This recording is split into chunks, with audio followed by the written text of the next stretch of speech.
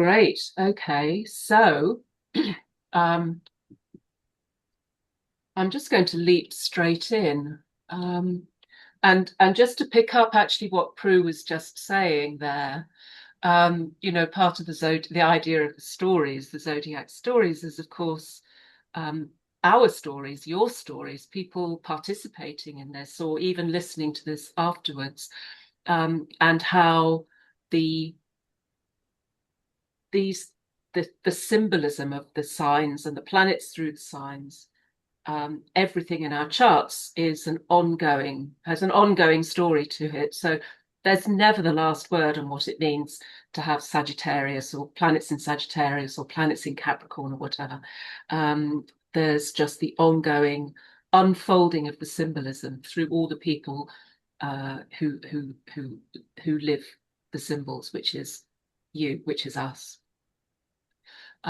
So we've kind of reached this part of the sky, which is the winter solstice period, um, and so we have a number of constellations or signs that are clustered around this winter solstice period.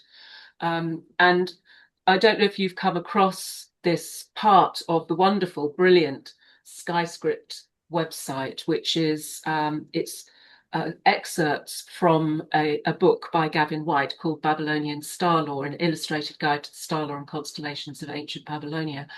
And I think Gavin White has some really amazing things to say about, digging into the history, the original stories that might sit behind, did sit behind all of the constellations, and therefore the signs as we understand them in past times. He says about the winter solstice period, the sacred cycle of the stars comes to a close with the appearance of the wintertime constellations. These stars depict the final stages of the stellar calendar, when the sun once more descends to its lowest point in the skies, drawing ever closer to the longest night. This is the time when the disembodied souls of mankind are spirited away from the environs of the earth and are driven up into the circumpolar regions of heaven to join their ancestors. The constellations in this part of the sky demonstrate that the underworld is not actually located below the earth, as common sense might dictate, but is actually found among the stars. The evidence further indicates that the Milky Way itself was either directly envisioned as the pathway of the dead, or that each of its myriad stars was thought to represent an individual soul in its journey to the afterlife.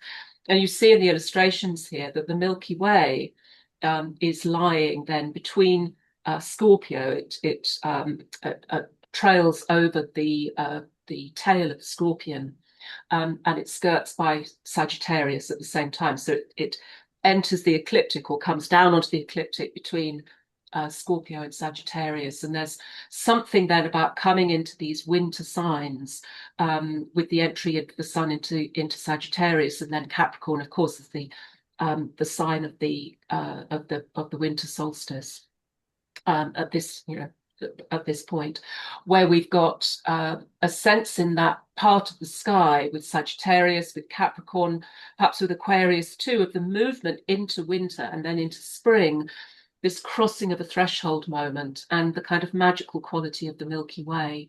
And this idea that Sagittarius and Capricorn, that part of the sky, has an association with the departing of souls from the earth to the afterlife. And maybe we can see echoes of that in the meanings behind this pair of signs. It's not perhaps obvious, but maybe sometimes we can see that. So I'll pick up on that when we look at Sagittarius. So just thinking about the history of this sign, and you'll all be working with these constellations, these zodiac signs, and knowing the basics about perhaps something quite sophisticated about, you have your own ideas about and your own knowledge of what these signs represent. Maybe a lot of this is familiar to you. If it isn't, I think it's a wonderful way of digging into the mythology and the stories, the ancient stories that might underlie the signs of the zodiac. And when we come to Sagittarius, we get this curious image of this old Babylonian war god called Pabil-Sag. He's quite a minor deity, but he's associated with Nergal, who is Mars in the pantheon of planets, in the Babylonian pantheon of planets. And Sagittarius is curious in a sense for being the only sign which carries a weapon, and it's a throw over, if you like, a holdover from the ancient image of Sagittarius as a warlike god. And we often forget that warlike aspect of Sagittarius. There's nothing like seeing somebody with significant planets in the chart, a significant presence of Sagittarius in the chart, when that person is fired with enthusiasm for something that is dear to them, or when somebody has transgressed, or when there's something that really matters to them, where they're upset, or there's something that has created ripples, and the reaction can very often be this kind of conflagration, or a sense of being on the warpath. And I think it's quite interesting just to go back to this idea of Sagittarius coming from this provenance of a war god. We associate Sagittarius with good humor, with being well disposed towards others, the friendliness, the openness. But I think there's also this other side. And there's something then about the confluence in Sagittarius of the warlike instincts, the deep instincts that sit in physical experience and in emotional experience, and then the other side of this sign, which is like the top half, above the line that separates the two halves of the arrow, which is the idea of something which has a more high-minded or philosophical or educational or exploratory aspect to it. It's the desire to understand, and so there's a kind of double-bodied sense with Sagittarius, which is how does one make the connection between those two things? How does one close the gap between that kind of I don't want to say lower and higher, but an instinctual side, as opposed to a more philosophical side. But the idea of coming back to this story around this war god is quite interesting to see. So, Babylonian war god and god of the hunt, this strange composite figure who's depicted as an archer, a man, and a horse together, often winged, and that's a reference to this idea of this deity, this part of the sky being the gateway between incarnate life and the life beyond, in the afterlife. So being the guardian, this deity or this Sagittarius, this constellation being the guardian of the souls of people departed as they move off into the afterlife. So there's a life and death aspect to this, often depicted with a scorpion's tail, the head of a dog. So this double-headed figure, which has the head of a man facing forward and the head of a dog facing backwards. So again, it's another image of the kind of double-bodied aspect of this zodiac sign, which is the instincts, the idea of physical experience, the wildness that is part of incarnate life, but at the same time, the desire to move beyond that, or to rationalize that, or to understand it and find a place for that type of experience in some kind of larger philosophical order.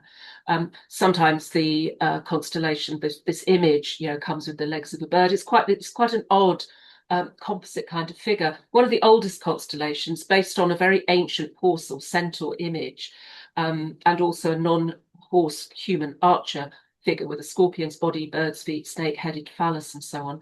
It contains a kind of multiplicity of images, and perhaps that's appropriate for Sagittarius, which is the idea of roaming far and wide and drawing on many different types of experience and trying to weave them all together from way below the line and way above the line, if we think about the symbolism of the actual glyph itself. Pabalsag, if you break down the words, in Akkadian just means something like chief ancestor or forefather. Or it could mean, if you look at it a different way, the weapon with a burning tip, or he who strikes with a burning point. Pabalsag was said to be the son of the storm or wind god Enlil.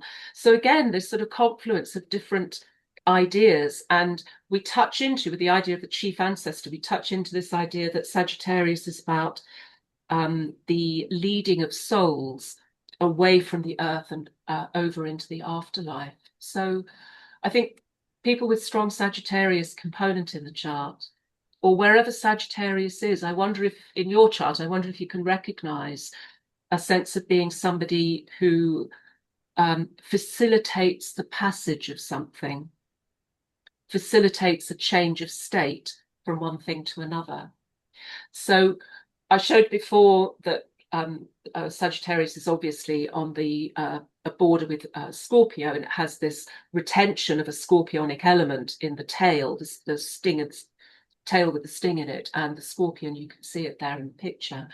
And so this marks the gate of the gates to the underworld, where the scorpion men live.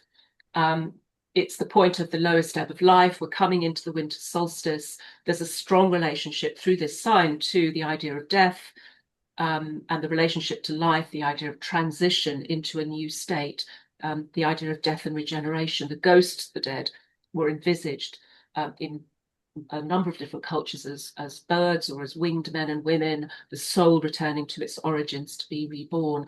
And that idea of the Milky Way, then, the souls of the dead on their way to the afterlife. And you see that there with the teapot, which is the top part of Sagittarius, and the teapot is the cannot be rushed and move steadily. Perseveres, is loyal, peaceful, determined, and appreciates calm. Oh, can I put everyone on mute? Is that okay? Can everyone go on mute? To continue. This moon is about sustainability on every level. Prue? What do we need to sustain us? Sorry. Is it okay for you to put everyone on mute? Yes, I'm just finding out how I can do that. Just bear with me one moment. I'm just doing it individually. Sorry. That sounds good. Okay, we have quiet. And Terry asked a question saying, is this like a psychopomp? Which is a great question, especially with the leader of souls into the afterlife. I'm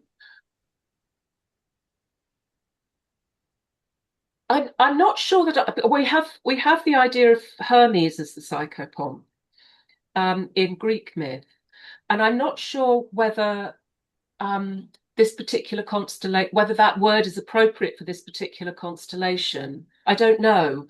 I've never seen it in relation to that, but I think I'm trying to make something symbolically out of this idea that this ancient constellation was seen, this part of the sky by the Babylonians was seen as the gateway out from life to death.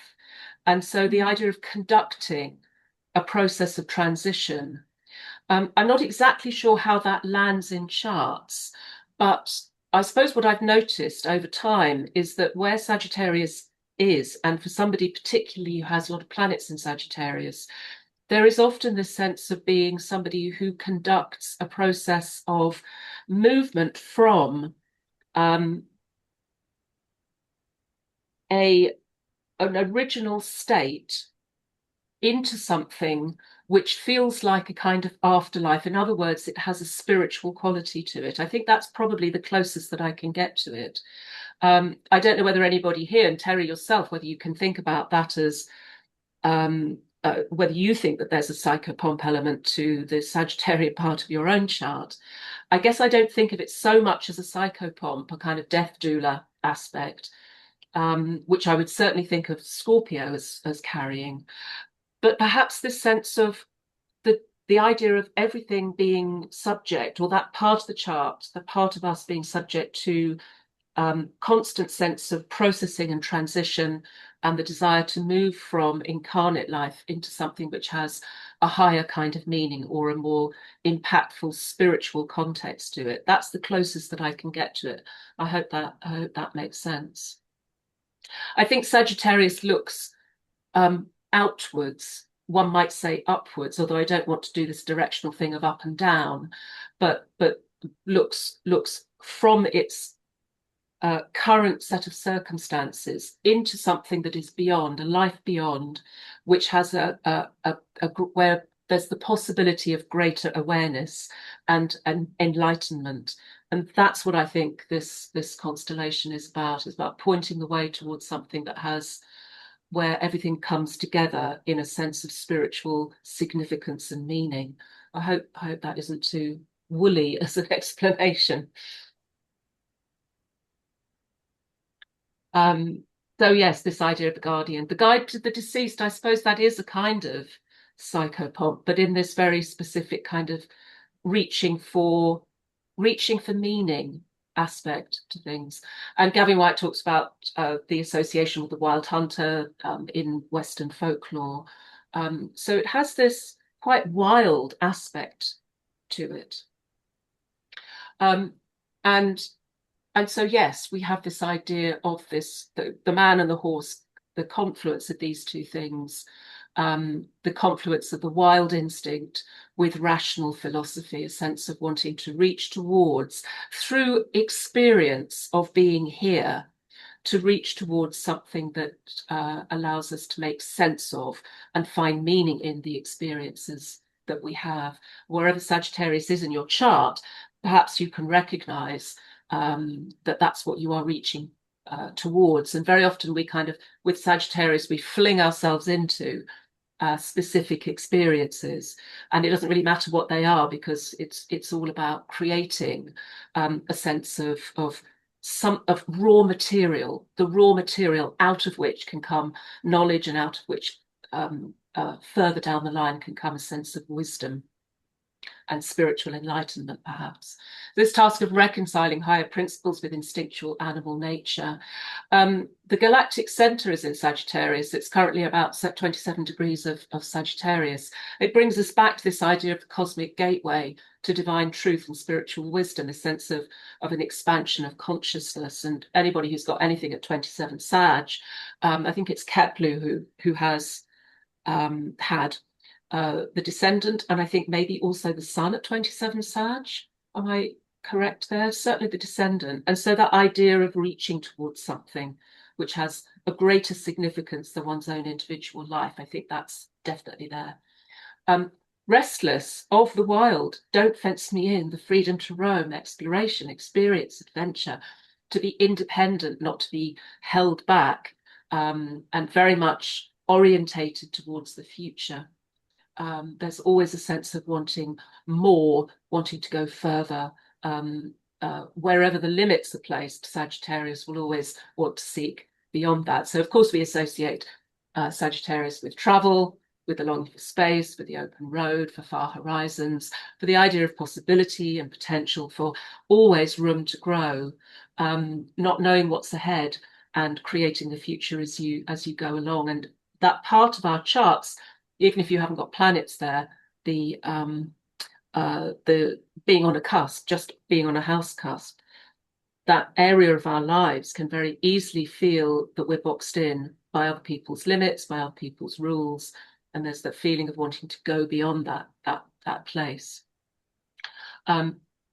We think of a Sagittarius as being, as I say, cheerful, easygoing, but also one can be really swept up in one's own vision of things. It can be quite blinding on some level. The word enthusiasm, of course, is from entheos, which just means to be filled with the gods. So to be enthusiastic is to be taken up with some kind of perceived godlike or divine vision or mission. And it can place us outside of our comfort zone, certainly. But it also places us inside a sense of some other kind of experience, which does connect us to somehow the cosmic beyond, however we might envisage that. Easily heated, quick temper, which then dissipates. I don't know if any of the Sagittarians in the room would agree with me on that.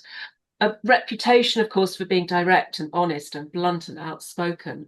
But I wonder whether that's just because somebody has to tell the truth. And there is a suggestion with Sagittarius of a search for that, a search for the meaning and the fire that is created by that sense of quest. There's an openness, and this directness and honesty is, wonderful human traits to have when they're harnessed in the right way. Blind faith, optimism, idealistic, ungrounded, of course. I mean, there's always that side of it, the wild heat and the excess and the overindulgence, but also this curiosity, the eagerness to learn, the appetite for knowledge, and the idea of converting knowledge to wisdom through a sense of adventure and experience. Yeah, I don't think you need me to tell you all about things like this.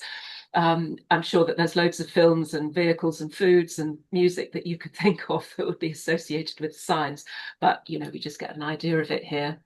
And there's obviously a whole list of people that I could have put on here who have various key planets in Sagittarius. This quote here from Charlotte Bronte's Jane Eyre: "I am no bird, and no net ensnares me." And Miley Cyrus, this is just a stanza from a song that she wrote called Sagittarius. You may know Miley Cyrus's work or not. I don't know a great deal about her. You see her on the telly quite a lot. But I love this. "I'm a cheetah, not a zebra. Better run faster. I'ma eat ya. Sagittarius, not a Libra. I'm on my new shit. Nice to meet ya. Sagittarius, not a Libra." It's just brilliant and beautiful, really. I'll show her chart in a minute. This is the quote. We've been doing this with all of these signs from Lindsay River and Sally Gillespie's brilliant book, The Knot of Time. "I shall wander far and wide, considering the vastness, and rejoice in it. I shall wander over plains and steppes, and I shall visit the fires that are lit all over the earth. I shall study the ways of the different peoples. I shall search for the wisdom that illuminates their customs, the flame behind the flame. I shall carry fire to brighten the darkness between, because I have the power to warm myself and others with my belief." And, standard stereotypical image of the cowboy or cowgirl. The desert is very much a Sagittarian place because it's open and it's dry and it's warm and it contains possibility. And that you're going to have, if not an adventure, then certainly, well, yes, an adventure. The sense of the open landscape, the horse, the limitless possibilities of that as a kind of spiritual quest. And there's Miley Cyrus. She started off life playing Hannah Montana. And then I think there's very often in the life of somebody with the sun in Sagittarius or significant parts of the chart in Sagittarius that there's a point at which that flips over into something else. In a way, Sagittarius, maybe there's the sense of bowling along in the first part of life, being quite innocent, being quite, everything is lovely and smiley. And she was actually, and she's called Miley because her parents christened her Smiley when she was young, because she was always smiling as a baby. So they called her Smiley, and she dropped the S and became Miley. So there's this idea of somebody who is incredibly, just innocent, wide-eyed, off on the adventure.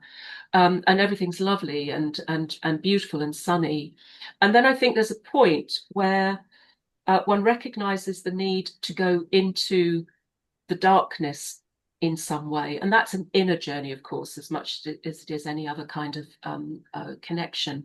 Of course, she's got 3 planets in Scorpio, and she's got this, it's Mercury, Moon, Pluto conjunction in Scorpio, which is, that is also this sense of being pulled into a kind of underground, intense emotionality, which then has to be woven into the story of the sun. So it enriches it, it deepens it, it makes it less smiley and perhaps more authentic.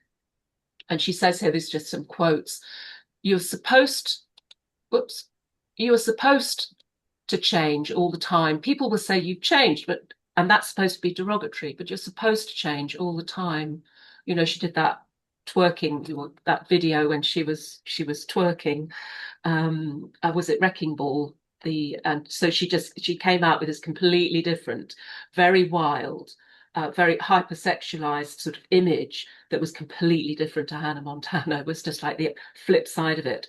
And perhaps there's something there in the symbolism of that sign, which is the arrow with the line across it, which is this threshold moment of recognizing the wild side, but also not just recognizing it as something that is lived in its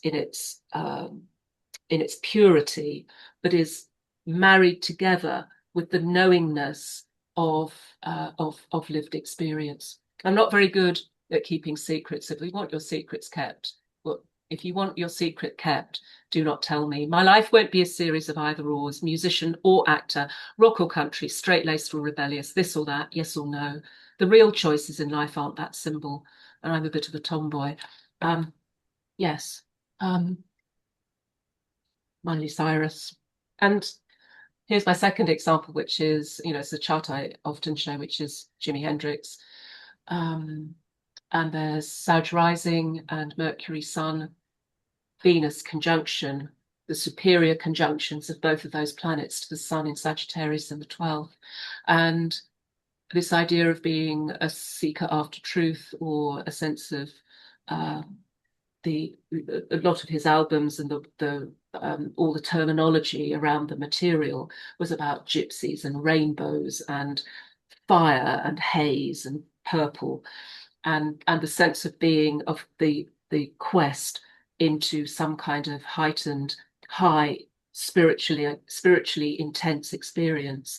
And if you see pictures of him, there's often, this sense of being totally swept up. It's like being in a, when watching him is like watching him enter into some kind of trance-like state. Knowledge speaks, but wisdom listens. Music is a safe kind of high.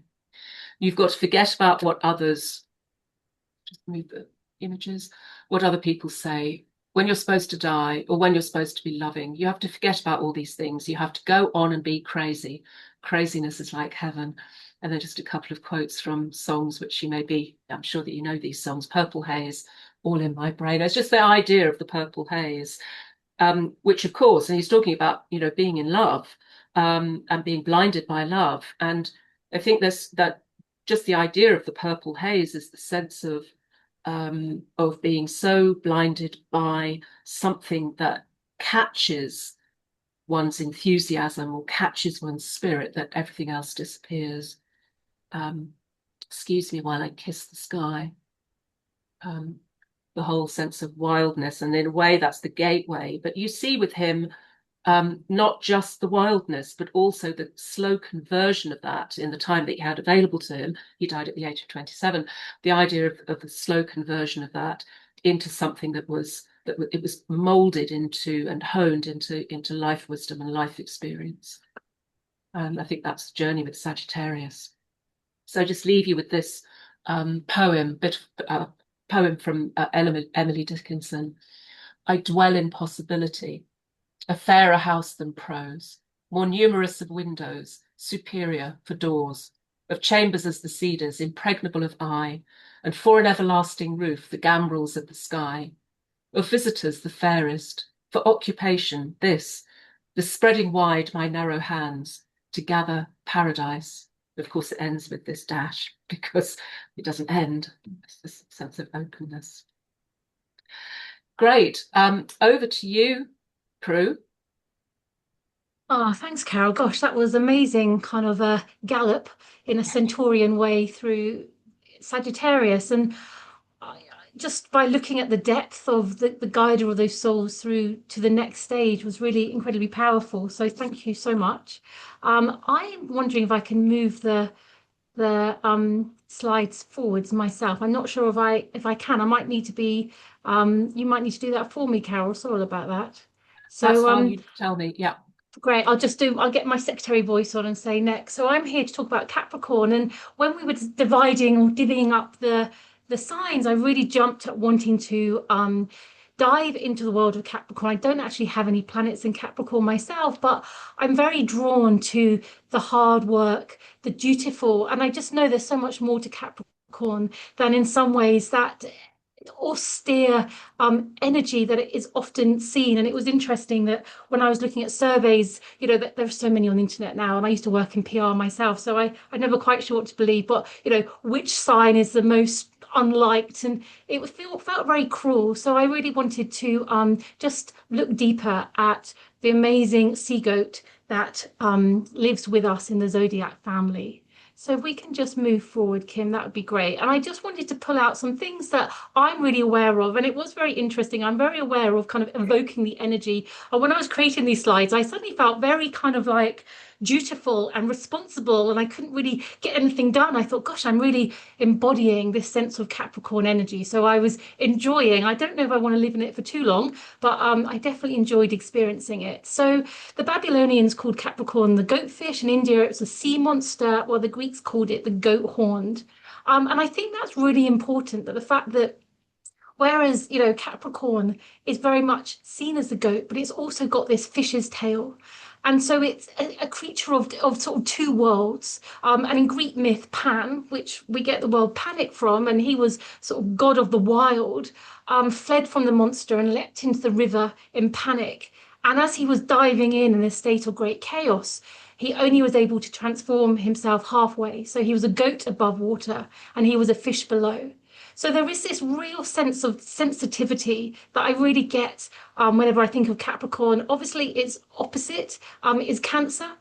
So it's interesting, that dance, that how does Capricorn reveal its emotions? How does Capricorn be all of itself rather than this image of the dutiful, hardworking goat that we can often see climbing the mountain 1 foot at a time? And I thought it was really interesting that actually the fact that the god Pan, who is, god of the wild, that there is a side to Capricorn that actually is. And I've got my brother-in-law, and he, obviously he's not a pure form of Capricorn, but I think he's got about 5 planets in Capricorn. He's very Capricorn and quite intriguing. And what I notice is that, yes, once he's able to relax, there's this amazing sense of humor. There's an amazing sense of wanting to be involved, wanting to be seen as more than someone that's really great at the computers and getting things done and paying the bills. And I was thinking about, yes, it begins the winter solstice, the darkest point of the year, but then we used to have that Roman festival, didn't we? Saturnalia, which was very much about chaos, role reversals, wild celebrations. And I thought, yeah, there is a wild side that Capricorn has within them, but there's also the sense of the Pan, the goddess, the panic. There is something about the discipline of survival. So there is something about, I will take the lonely road up the mountain 1 step at a time for survival. But I do believe that, the god Pan lives within there. And it's often considered the most mature of all the earth signs. Endurance, responsibility, time, ruled by Saturn. And obviously we all have Saturn in our charts, and we all have a house that Capricorn rules. So I always look to that. I always think, how do I experience Capricorn? It rules my 4th house. I'm very conscious that, I can be very responsible. I work from home. My dad was very Saturnian in the outlook that how I saw him. But there is something about Capricorn is always said to improve with age, often growing more confident, youthful, and self-possessed later in life. And what I see time and time again with clients is that people that have a stellium of Capricorns in them, and it'd be really interesting if anyone in our group has that experience, but there's something about not always having permission to be a child.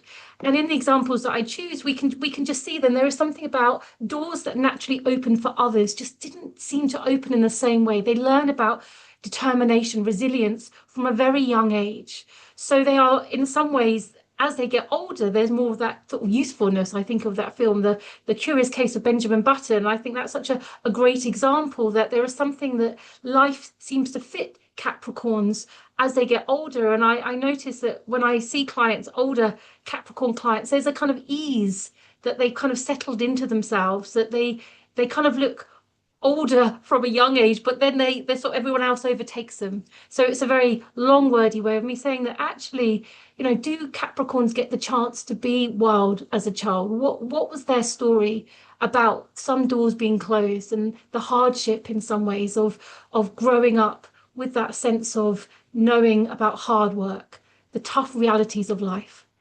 It rules the skeleton, the part of the body that lasts the longest. So obviously that would be very in keeping. And it gives the body its inner structure and strength.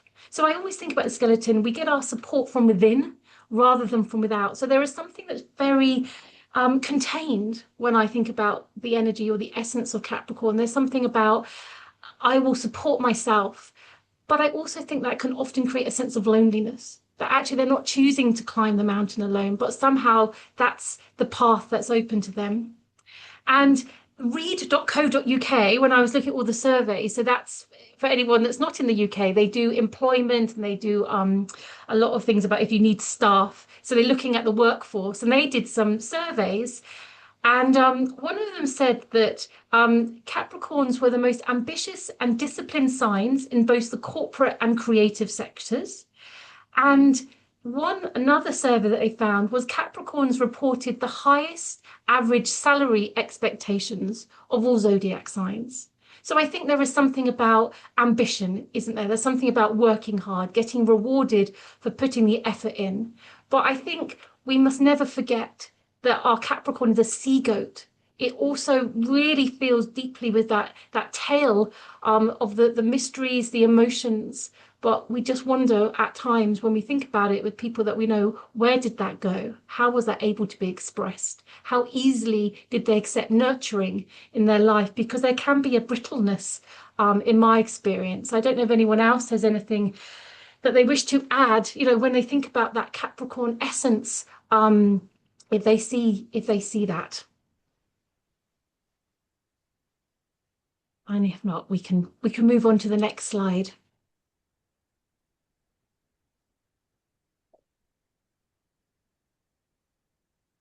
So films, Succession, The Crown, lots of things, lots of films that are to do with kind of like hierarchies, working hard, being seen, duty, responsibility, family. The Iron Lady, of course, The Curious Case of Benjamin Button. I was thinking about vehicles and I was thinking immediately Volvo. I was thinking that sturdy, reliable, not necessarily flashy, does what it says on the tin. And I think that's about the Capricorn, isn't there? In its purest form, it's not there in some ways to show off. It wants to be recognized for its responsibility and its hard work. There's something about it's earned its position at the table. Food, bone broth. And I actually, interestingly, I've been drinking bone broth all week. So I've really been evoking the care and dedication I've been taking on for the Capricorn role model. But there is something, isn't there, about the aging process, the raw, the naturalness. It's an earth sign. So obviously it's very much connected to, the soil and what goes beneath us. And I was thinking about music and I was talking to my husband, who's much better about music than me. And I know Miley Cyrus very well because I actually have a 13-year-old daughter. So I often hear it coming through the walls, a wrecking ball on many levels. But I think when I was talking about the seriousness of Capricorn, and he plays a lot of Pink Floyd, and I thought, gosh, it's got that sort of timeless energy that I thought really kind of connected me to the thoughts of Capricorn. I was thinking about Nina Simone, but I was thinking that when I think about Capricorn music, it's not about spontaneity. I was thinking it's about constructed, I was thinking Bach, it's something that's kind of like, it's the best it can be rather than a sense of let's just throw it all together and see what comes out. So there is something about the kind of built to last structural excellence that Capricorn would bring to music. And I was thinking about countries, and Sue Tompkins in her book said that India is very much connected to Capricorn with its caste system. And she also mentioned that in 1066 and 1801, the UK charts both have Sun in Capricorn. And she mentioned that, there is that sense of class distinction. If we think about, Downton Abbey, we think about yesteryear. In the UK, it was very much about family, the names, and I don't see that so much now, but it was just interesting that the UK had those two charts with the Sun in Capricorn. And plethora of our lovely Capricorn people out there in the world, working hard, trying to make the world a better place, standing for traditional values, even if they're out there in the limelight. In the last Zodiac story, I was looking very much at Leo. And I was thinking, gosh, it's really interesting. Capricorn really brings something different to the table when they're seen out there in the world. So we got David Bowie, Dolly Parton, Martin Luther King, Michelle Obama, Elvis Presley. There's Clara Barton, who founded the Red Cross, Helena Rubinstein, Elizabeth Arden. We could go on, but they've got a gravitas about them. There's something about their names have lasted. They're not going to pop in and pop out. And they haven't got that sense of they're a reality star and they're popping in and, look at that person. They're famous for, getting up to notorious things. That feels beneath Capricorn. Capricorn is like, I don't need to diminish myself with that. I'm going to earn my place in the skies. And there was this quote by James May about Volvo. And it said, I've got this theory that there is a Volvo, which is a car. For anyone that doesn't know about Volvos, was married to a car seller, so I know all about the different brands. But he said that there is a theory that there is a Volvo in any sane person's future. I thought that is so useful. And, James May, he's actually a Capricorn himself, but there is something about planning for the future, sensible rather than flashy. Although I do have to say, my brother-in-law, who is the epitome for me of Capricorn, and I sometimes hear in my voice the kind of the strict headmaster, but they have a dog now, and the dog has got this sparkly crystal collar. And I was like, that's his wild side coming out. He's not all duty, responsibility. There is that side of wanting to be seen, nurtured, and nourished. It's just like, can they let people in? Because remember, there is a strong fishtail there. So if we move down to the next one. Oh, The Knot of Time. I just love this book. And it just really touched me because obviously I'm evoking Capricorn on a deep level with my bone broth at the moment. But when they said I've been touched by fascination for what's difficult, and I think that word really summed up in some ways that Capricorn experience. And if we think about that part in our own chart, is that where we have to overcome ourselves? Are we making life more difficult? Are we looking for the challenge? I shall go out into the desert and into the craggy heights of the wilderness. There I shall learn to build myself a shelter from the sun's rays. For my teacher is the real and necessary. I love to discover my strength, my patience, and my endurance. And as hardship becomes my friend, I shall always find another challenge ahead of me, for I am the creator of the means to survive. And I was just so touched by that hard work ethic. And I think about the Olympians and the people that love doing CrossFit, that love the endurance. Like, I've overcome this, like the difficulty. I've pushed myself limit, and now what's next? What else can I push myself? What else can I achieve for recognition and respect? So I was very touched when it was like, I have a fascination for what's difficult, and it helped me understand that Capricorn journey just on another level. So we can move forward, Carole, that'd be great. Oh, and this was just another example. I was thinking about films that I felt really epitomized that sort of Capricorn difficulty, that Capricorn climb. And there was that quote from The Lord of the Rings, which I think is J.R. Tolkien. He's also a Capricorn, so he knows about the tough realities of life. I think a lot of I watched a film about him, a documentary, and it seemed that, his experiences in the World War really influenced what he wrote about in The Lord of the Rings. So it was coming from a place of knowledge, endurance. And it says, I wish it need not have happened in my time, said Frodo. So do I, said Gandalf, and so do all who live to see such times. But that is not for them to decide. All we have to decide is what to do with the time that is given us. And I just get that real sense of that Capricorn sense of the call. I will keep going up that mountain. I will keep, being pulled by what's difficult. What can I endure? What can I overcome?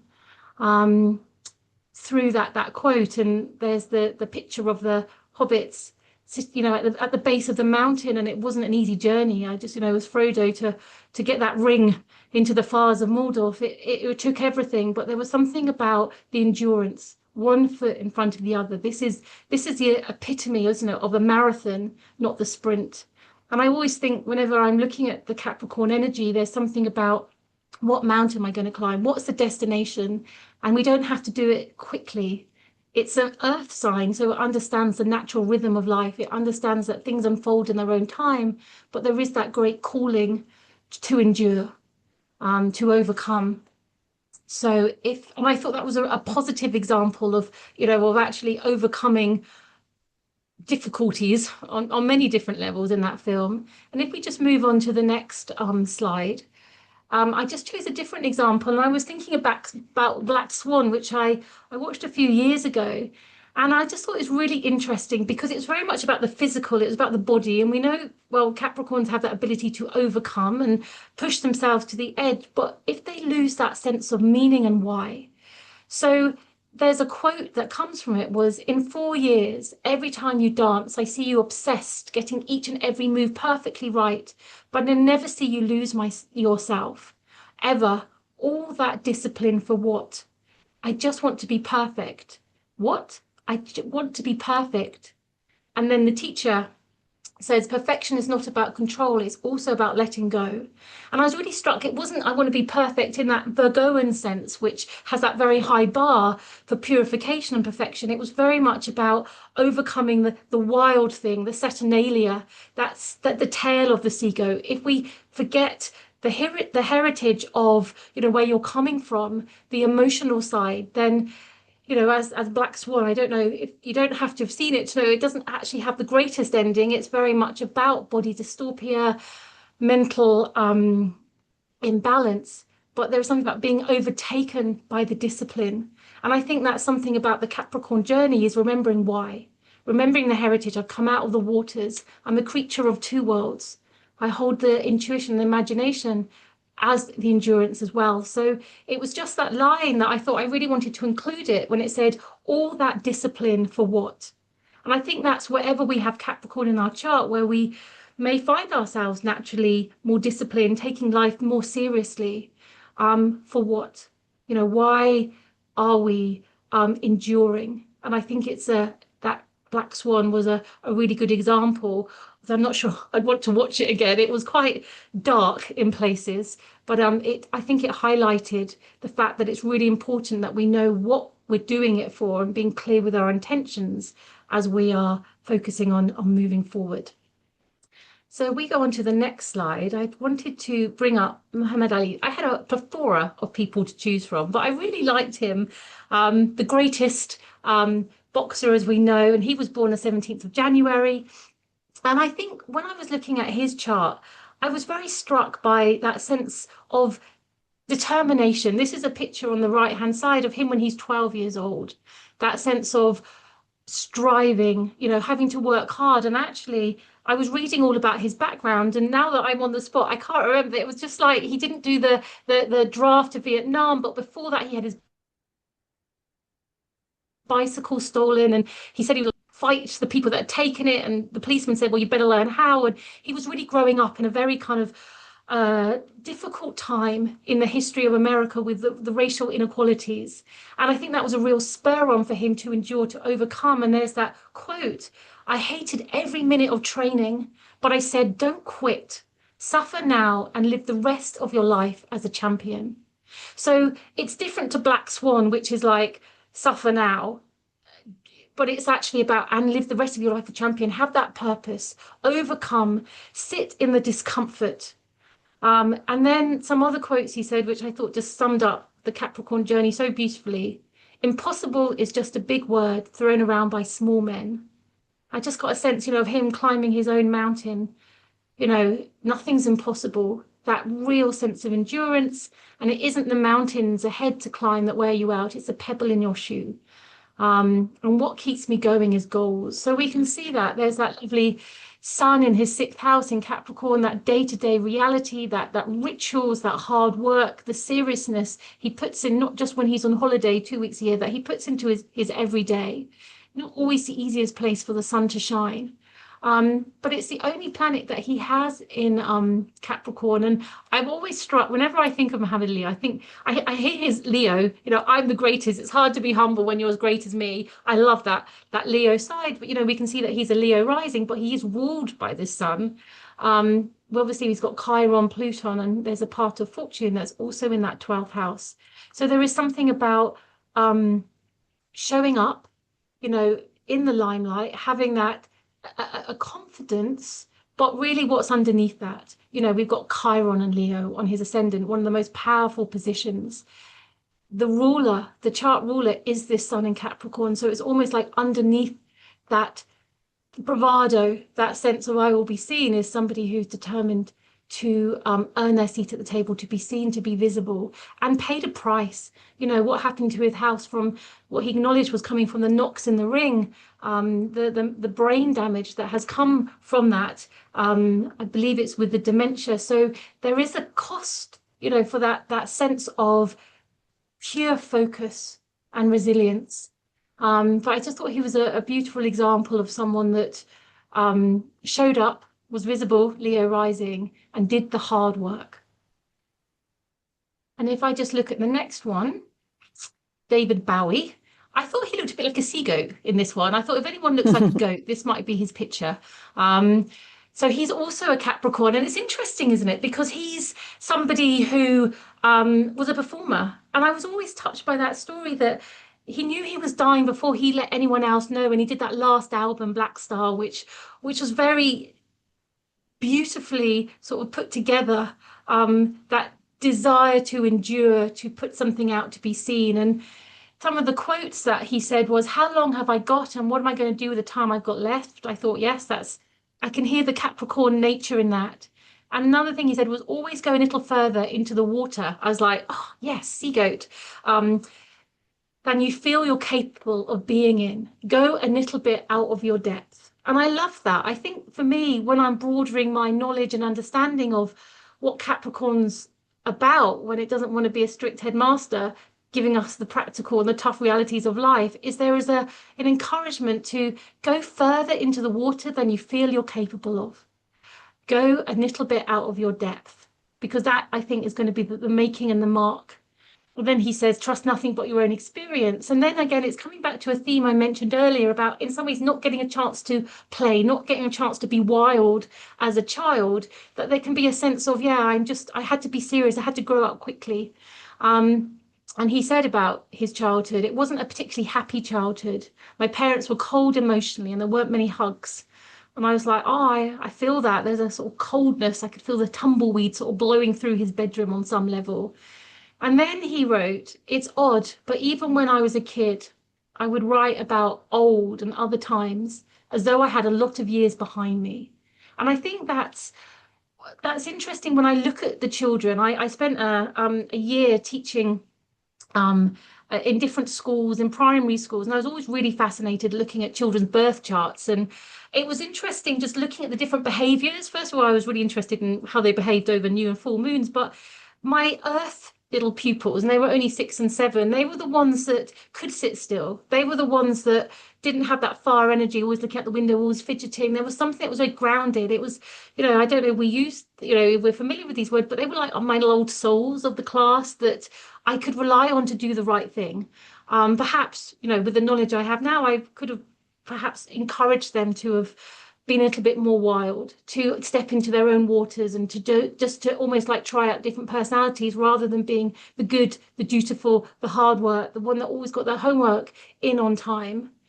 So yeah, I think that there's so much more to our Capricorn family member of the zodiac than that stern, hardworking, dutiful. Obviously, it's there, but it's coming out of, let's remember the goddess Pan, god of the wild, but panic came out. Discipline was part of survival.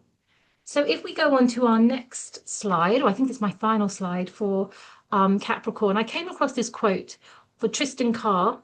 She is somebody who writes poem on YouTube. She's from Utah, and she's a grill master at a restaurant, which I thought sounded fascinating.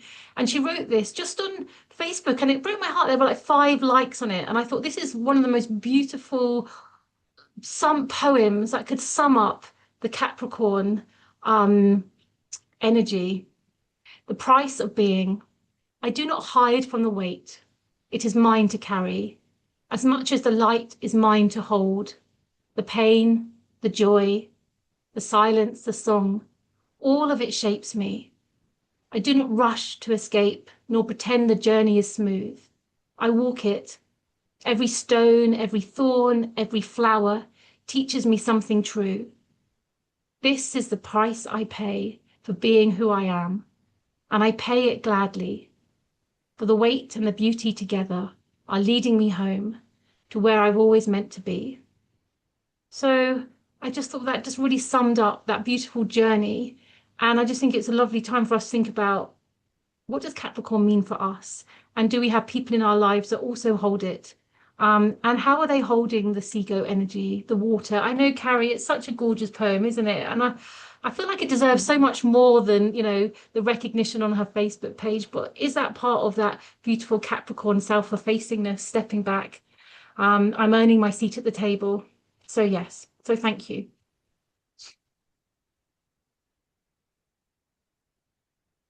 Right, Carol. So, Carol, it's 4 o'clock. Do we want to go for like a quick break now before we dive into our next two signs? I think so, yes. So if we come back at say 5 past, would that be good? Perfect. And then we can finish up with the last two signs. I just wanted to look in the chat box. I am just looking in the chat box. So yes, Carrie, lovely poem. And then Heather says, when talking about Miley, I was thinking about Dolly Parton, who's Miley's godmother. And she's a Capricorn, isn't she, Dolly Parton? Is that right? Yeah, she is. Work ethic. Elizabeth Arden, The Red Door, interesting. Love all the quotes and references. Yeah, thank you. Thank you, Heather. Yeah. Yeah. I just love how they sum it up. We get our famous person representing it, even if they only got one sign in Capricorn, they're just full of quotes that are just, really sum it up. So yes. So Carol, should we just press pause on the recording and then we'll we'll remember to get back when great. Great. So just before we do move on, if there is anything that anybody would like to add in and you don't mind being on the recording, do feel free to unmute and just say what you'd like to, or make any observations about the things that we've been talking about so far. I think it's interesting trying to translate all of this. If you haven't got any planets in these signs, where does it appear on a house cusp?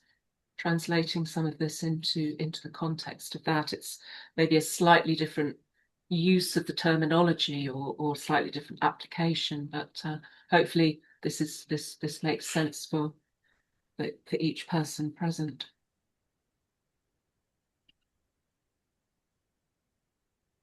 Good. Okay, well let's crack on with Aquarius.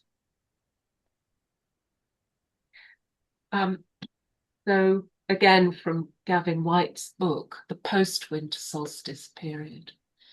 Unlike the familiar calendar system that commences in the spring, the symbolic cycle embodied in the stars makes most sense when you start and end with the winter solstice, when the longest night is celebrated, the sun's power is at its weakest, and it has reached its lowest and most southerly station in the heavens. But the crucial turning point has been attained, and from this time onwards, the sun's light and power increase day by day.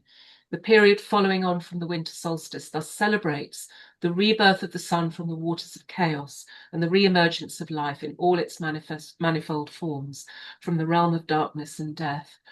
And Aquarius being the sign that leads on from Capricorn and segues us into the spring season. A lot of the associations in the myths around Aquarius are to do with water, even though from the time of Ptolemy onwards, we've been told that Aquarius is not a water sign, it's an air sign. That's in the system. Yet there is a lot of water terminology or water symbolism around this sign. It sits in a part of the sky which has other watery constellations, water associated constellations. And of course, there's the jar with the water being poured out of it. And very much there's the idea of this time of the year being associated with the coming of the spring rains that ripen the barley in the Babylonian period, that would ripen the barley and bring the crop to fruition for the spring harvest. So a lot of the symbolism, the ancient symbolism around Aquarius was to do with the idea of fertility and water being poured out, the idea of irrigation and the sense of something coming back to life. And so it's quite interesting looking at Capricorn and then moving on into Aquarius. And there's something about both of these signs together. I mean, Prue, you were talking about broadly talking around the idea of guardianship and the idea of with Capricorn, and you mentioned the goatfish image. And in many ways, it links into the image of Aquarius, that part of the sky, those two constellations were associated with a deity who represented very much for the Babylonians the idea of of life, of civilization, of the coming of the energy and the rain that would bring forth the crops, the irrigator, the helper of mankind. That's the the kind of the origin of the goatfish image is the deity Ea, who is absolutely behind both of these constellations. And there he is. It's very often depicted. He's in the middle of this cylinder seal tableau. We know it's a deity because he's got the hat with the horns on it, and from his shoulders come these two rivers with the fish in them, and you can see the goat or the stag underneath his foot, underneath his leg. So this association, he was often depicted as a goatfish, or he was depicted as a man but with a fish's tail, and so this idea of both of these constellations, this part of the sky being associated with the notion of this helper god, Ea. If you know anything about, if you've ever read the Epic of Gilgamesh, for instance, and you know about the flood story, he was the deity who saved mankind or humankind from the flood.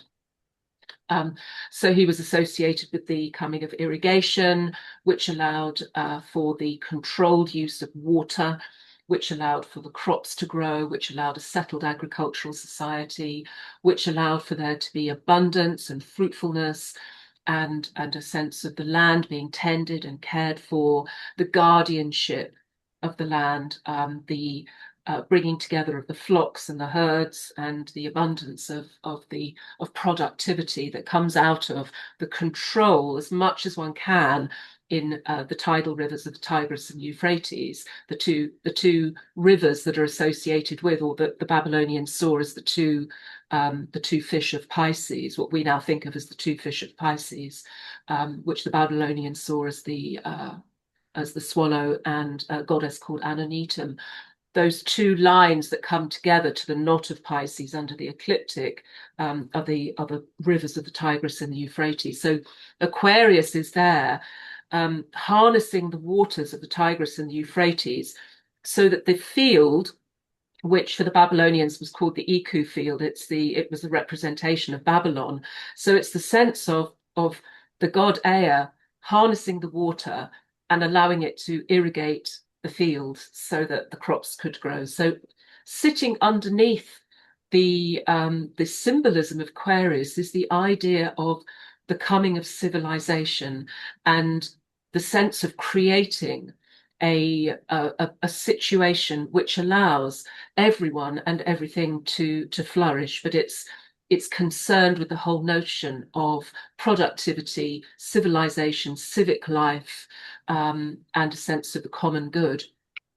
So here we have, and again, it's a very old constellation, a very old set of symbols or idea of symbolism that underpins this particular constellation from the second millennium BCE. Ea, as I say, is the helper god. Enki of the Sumerians, and he's always depicted with this sort of overflowing vase, or the water and the fish flowing from his shoulders. He was known as Gula, the Great One, and when you break that down into the original Akkadian, you get the two words cup and wealth. So you get this idea that this constellation is all about the cup which brings wealth. So it's the harnessing of the water in order to bring wealth.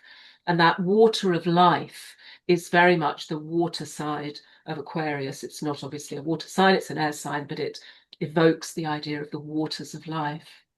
So what is it that's necessary for us to create a sense of settled, civilized living? Where is it in our charts that we're able to do that level of care and tending and guardianship? And if you think about the part of your chart that has Capricorn and also Aquarius, can you see that as a kind of theme that underpins those parts or that part of your chart? Ea ruled the sweet waters of the Apsu, which is the deep. So he's a god of water. and it's flowing into the two rivers, which is Pisces, to water the Iku, which is, you know, the Iku was a measure of length. So it was the measure of length that was used to make the ark that Utnapishtim makes the ark out of and saves all the creatures of the earth, because they all pile into the ark that's made in the shape of the Iku field, which is the field of Pegasus in the constellation of Pegasus now. And there's Pisces, and there's Cetus the sea whales, Eridanus the river in that area of the sky. It's often thought of as being, it's called the sea because of all the watery associations. In ancient Egypt too, and there's a possibility that this constellation is the older manifestation of it is from ancient Egypt, where the god Hapi is also a very similar kind of figure, a representation of the harnessing of the fertility of the Nile, the inundation of the area around the Nile, around the full moon in Aquarius, when obviously the sun is in the opposite sign of Leo, and that signals the inundation of the Nile, and that brings the fertility of the land.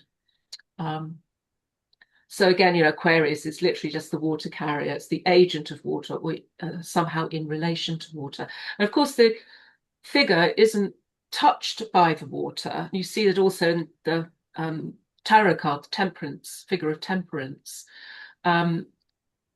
It's the control of the life force, or the idea of some water or some substance that brings enlightenment and good and a sense of flourishing. But the person themselves is perhaps not touched by that thing. Again, we can focus on the idea that Aquarius is an air sign, so it doesn't have maybe a personal investment in the relationship to water as a substance, or water certainly not as an element. It's very, in my view, it would be very definitely an air sign and doesn't have the relationship to water, doesn't express itself as a water sign. But it is concerned with the idea of what water brings, the cleansing, the sense of renewal, the sense of new life. All of those things, I think, are strong with this sign. And it occurs to me, of course, with Saturn and Uranus being the two planets that are given rulership, Saturn obviously the traditional, and Uranus the modern ruler, how that says something maybe about a dualistic aspect to Aquarius, which is the interplay of orthodoxy and eccentricity. So the idea of being in relation to the center. So very often an Aquarian will find themselves outside of the center, but they also have a very direct relationship to the center, because it's not about being in isolation. It's about maybe having a part of yourself that is separate, which has this kind of higher ground, bird's eye view of things, and can gather together all the pieces that allow a sense of commonality and communalism. So it's this kind of interplay between the notion of being the individual who has that overview knowledge, but also having the direct relationship to the group. So the relationship of the outsider to the prevailing system, I think, is something that's bound up in the nature of Aquarius. The freedom of the individual, but within a social and communal context. And that contains its own paradox, I guess. To what extent, if you've got planets in Aquarius, to what extent does that planet bend itself do you bend your particular vision that comes out of that planet, your particular way of doing things? How do you bend that to the common good? How do you make the relationship between yourself as an individual and being in a situation that requires you to take into consideration that you're only one amongst many? We associate Aquarius, of course, with idealism, with ideologies of different kinds, just the notion of ideology fixed air, the idea of making knowledge into some kind of fixed system, which of course brings its own challenges, because not all of the parts of being human, the experiences around being human, fit necessarily into that knowledge system or into that system of thought. But that's an instinct, I think, for Aquarius, is to find the best overall model that is going to allow society or the group to flourish, to promote the common good. We associate it, of course, with science, with innovation, with invention, with progressive ideas. There's an experimental aspect to it. But of course, this interplay between Saturn and Uranus is interesting again, because it's not just experimentation for its own sake and for the sake of being an iconoclast and then just kind of walking away. It's actually about breaking through the limits of conventionality and the limits of the system in order to bring something that allows for some kind of change, after which things need to settle down and become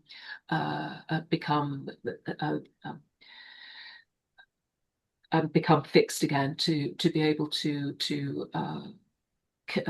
create a sense of continuity until the next cataclysmic change. Wanting to leave the world a better place than you found it, to create a better way of doing things. It's forward-looking, it's orientated towards development, towards best practice, towards the creation of ideal circumstances.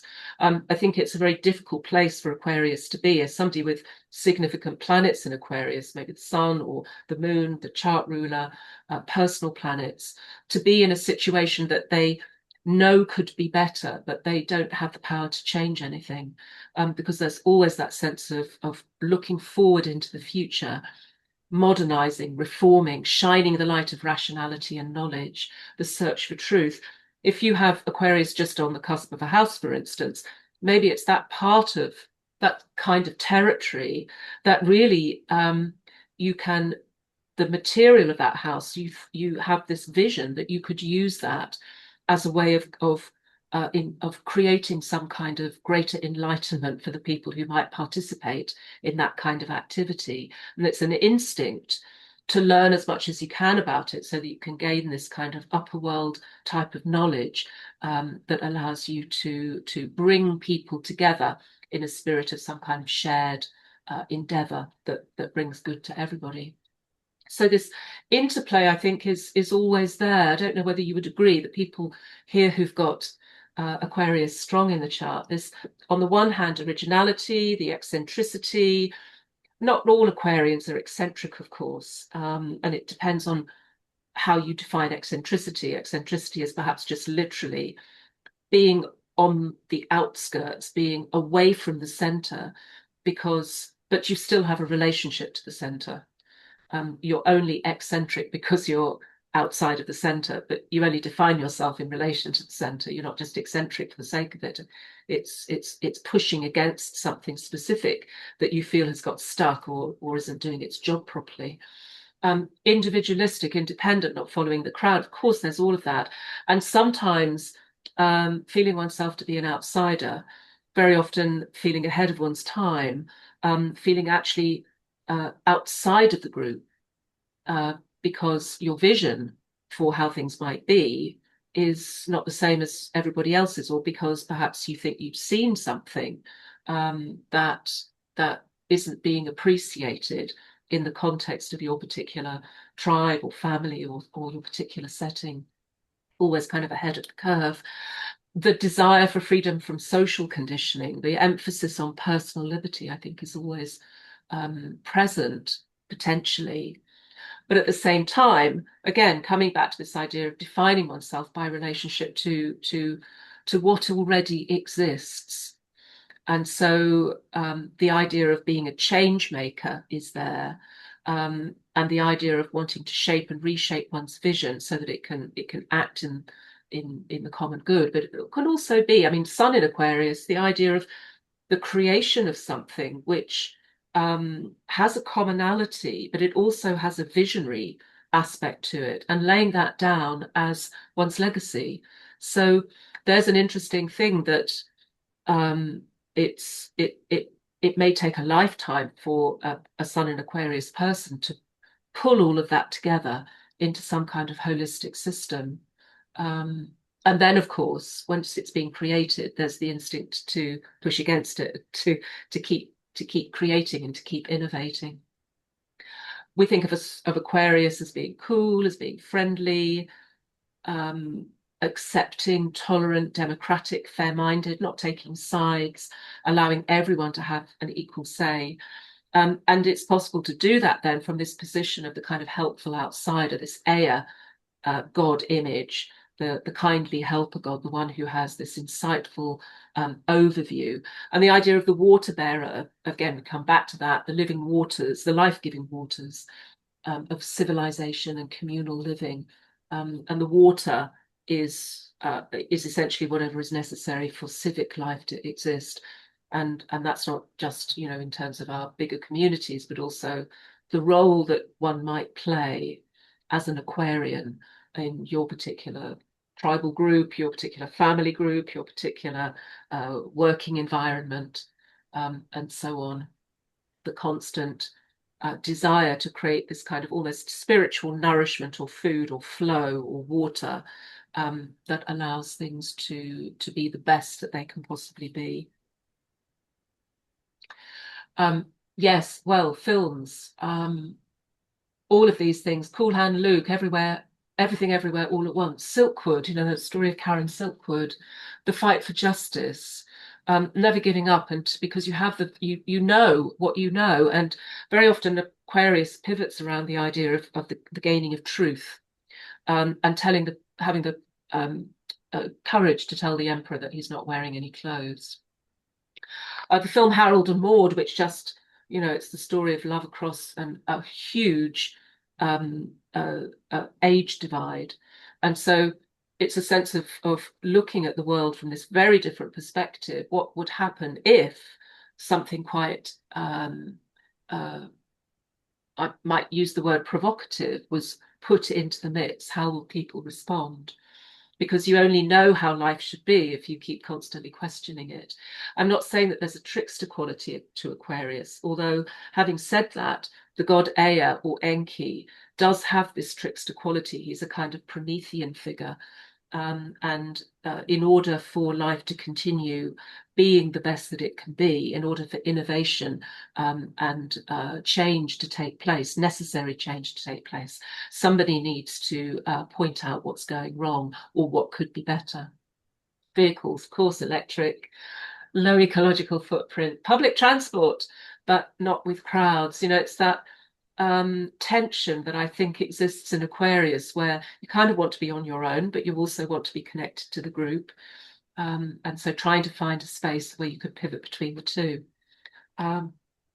Yes, experimental music, cross-cultural influences, upbeat, futuristic, indie protest songs, etc. And of course, lots of people with Sun, Mercury, but personal placements in Aquarius who really exemplify that idea of the gathering together, of doing something that feels as though it has this, it has the capacity to bring together. It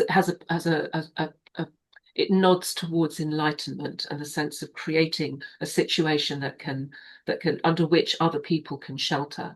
And the Sun in Aquarius person finds their sense of purpose through the relationship to the group. Of course, the Sun is detrimented in Aquarius.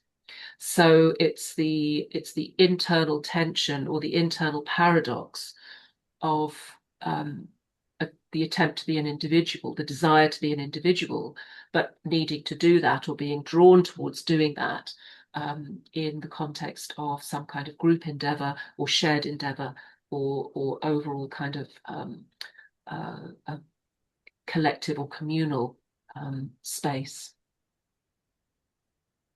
And again, from Lindsay River and Sally Gillespie's book, this is the bit about Aquarius. Aquarius said, "I shall ponder the uniqueness and eccentricity of the mountain flowers.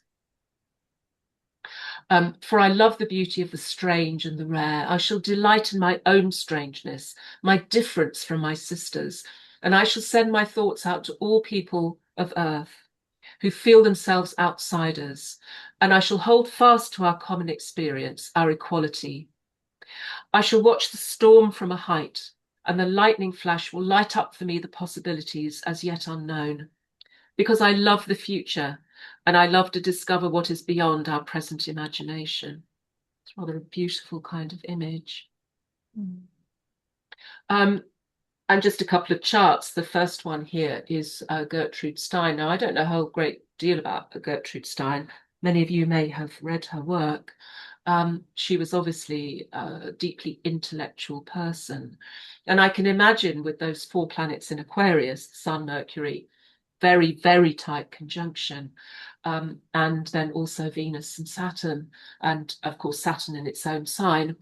But in the 12th, the idea of the necessity to be apart from the world and to be the person who assists in constructing, or from their own imagination constructs, a whole world of possibility, who steps outside of the world and goes maybe into a state of who needs to be away from the world, who needs to be in isolation and seclusion, in a state of sanctuary, but from that place can cultivate a vision which allows for the betterment of the rest of humanity.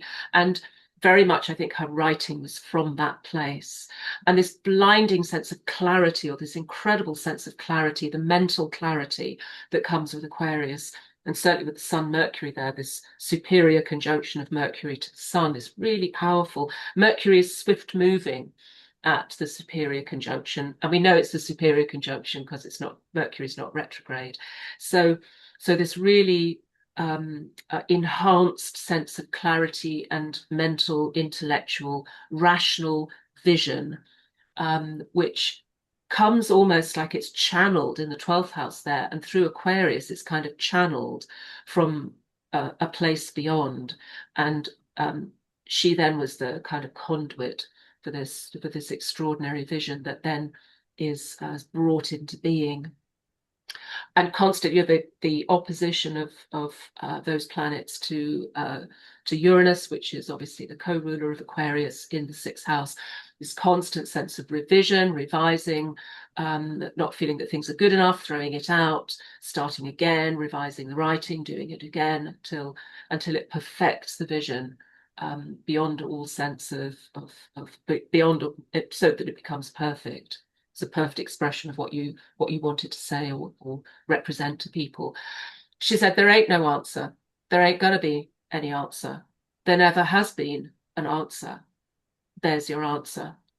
I mean, a lot of what she wrote, I think, was quite provocative. She was incredibly good at analyzing what people thought or did or believed or held true, and being able to completely deconstruct it through this almost Socratic sense of deep questioning.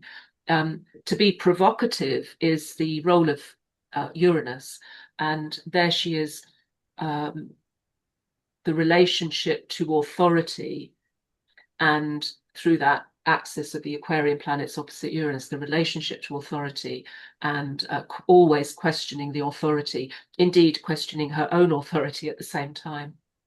She said, writing and reading is to me synonymous with existing.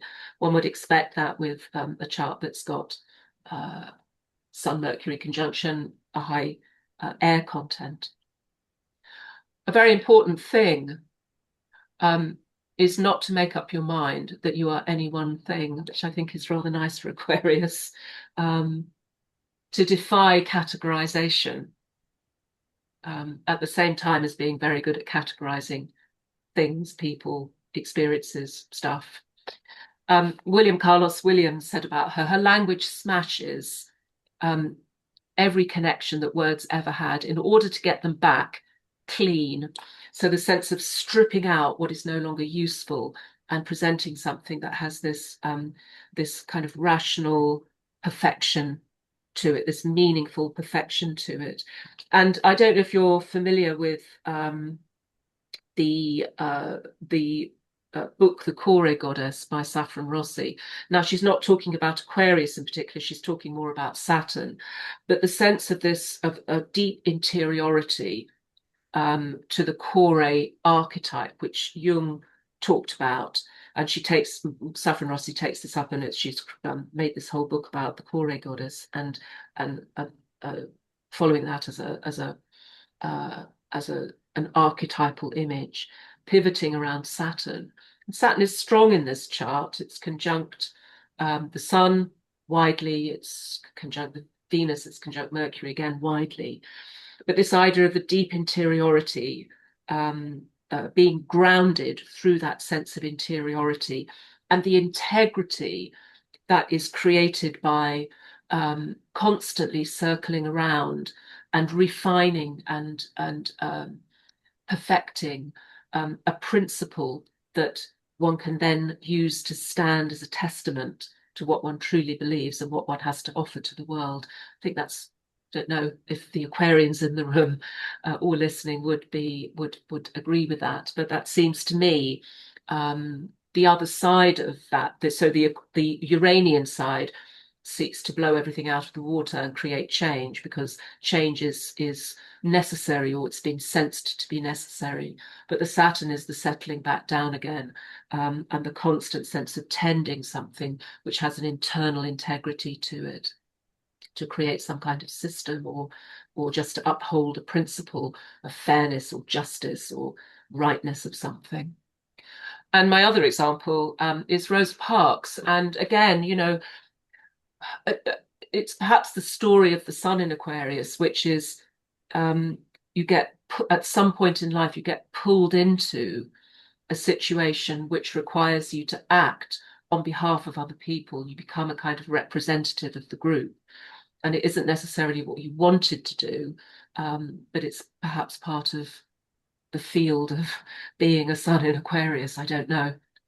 I'm sure you know the story of Rosa Parks. She kind of instigated, through her action of declining to stand up to make way for a white passenger. She really was responsible for setting in motion the Montgomery bus boycott of 1956, 57 in the USA. And she was chosen because she was so rational and calm and down to earth and logical, and she was educated, and she spoke quietly, and there was no fanfare. She was very much the epitome of Capricorn Aquarius, and she was considered to be the right person to kind of to be the front, the spokesperson for this that section of the civil rights movement.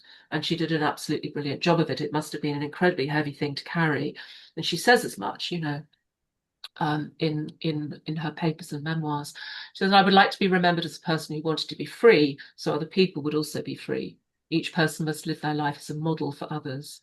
I believe we are here on the planet Earth to live, to grow up and do what we can to make this world a better place for all people to enjoy freedom. And of the bus incident, the driver of the bus saw me still sitting there, and he asked, was I going to stand up?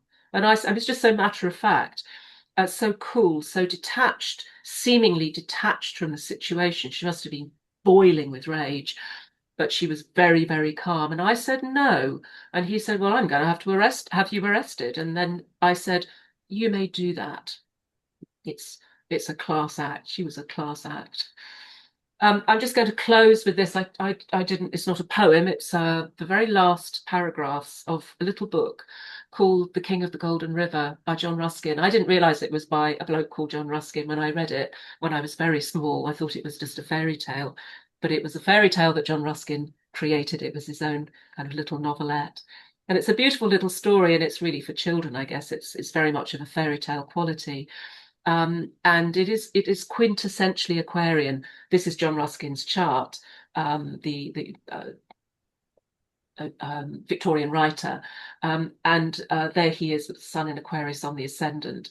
And if you can get hold of this, in fact, you can find it online quite freely. You don't have to buy it, and you read it. It's just a very beautiful.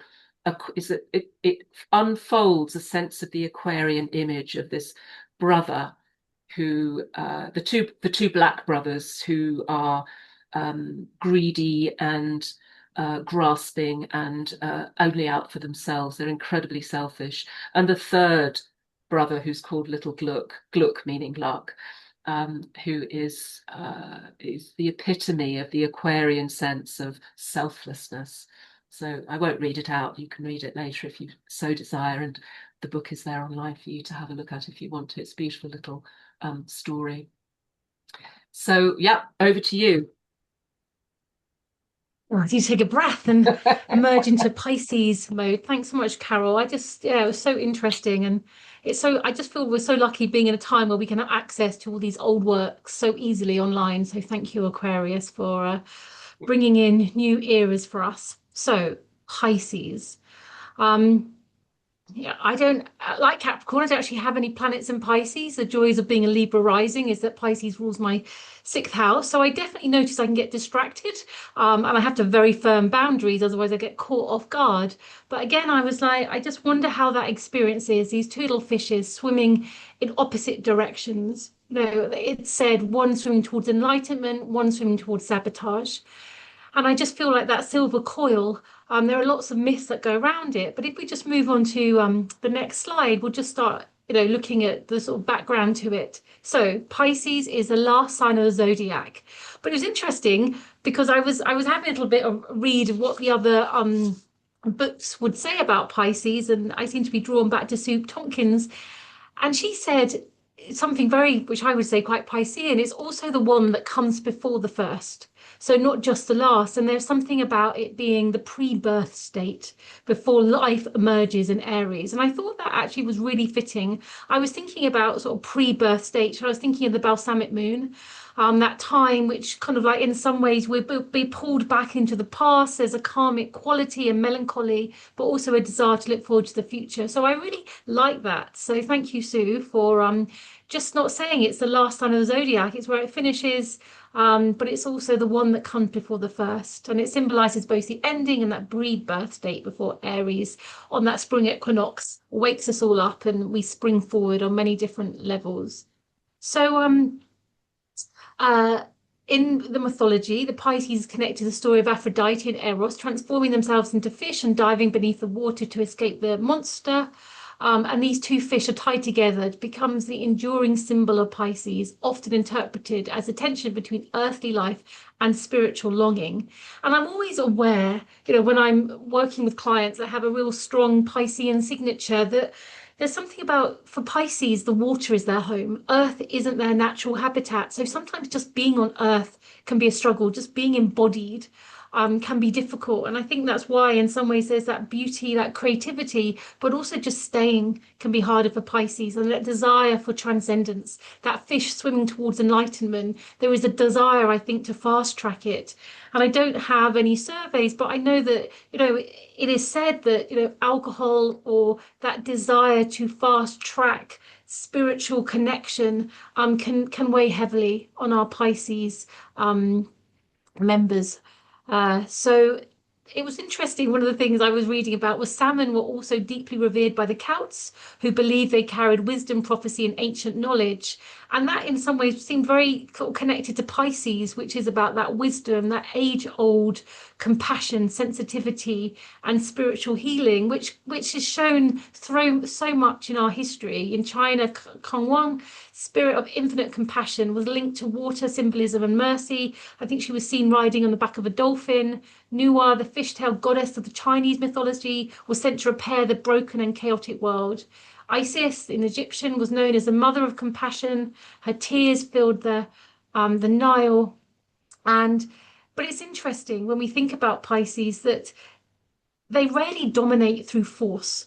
There is something that, when Sue was talking about Pisces, was they have a sort of weak self-will, and they can often be taken over by any planets in the zodiac. So I thought that's really interesting because I look around kind of my orbit and people that hold that Pisces signature, and some of them are very Piscean, that sensitivity, that sense of absorbing, emotional struggle with boundaries. But then I've also have experiences of people that I know that that aren't that way, that are kind of like out there in the business world doing amazing things and haven't connected to that. And I thought, well, that's really interesting, because in some ways it can be said that Pisces can be in some ways taken over, or if there's a stronger chart, that can take precedence. So it's just something I'm always mindful when I'm looking at that Pisces signature of, has it been hijacked or is it being used in some way? Sorry, Matt, it's fine, the dog can stay here. Sorry, it's very Pisces and the dog has to run in at this point. So let me get back on track. And then I was reading, I must have been caught with the salmon allergy, that when they go upstream to return to the place they were born so that actually they can die. I thought, gosh, that's quite Piscean, that sense of rebirth, that sense of visiting the past to let go so something new can emerge. And it said that Pisces has that ability to regenerate, to really come forward, not in that way of sort of shedding the skin that I think with Scorpio, but something of absorbing, releasing and letting go. So I'm very conscious of, this is our water sign. It's our last water sign. Sometimes it gets a bad rap. I've heard it being called the cosmic dustbin. I obviously would never consider it that way, but there is something that comes at the end of that zodiac family before something new emerges. And there can be an old timeless quality. There can be something about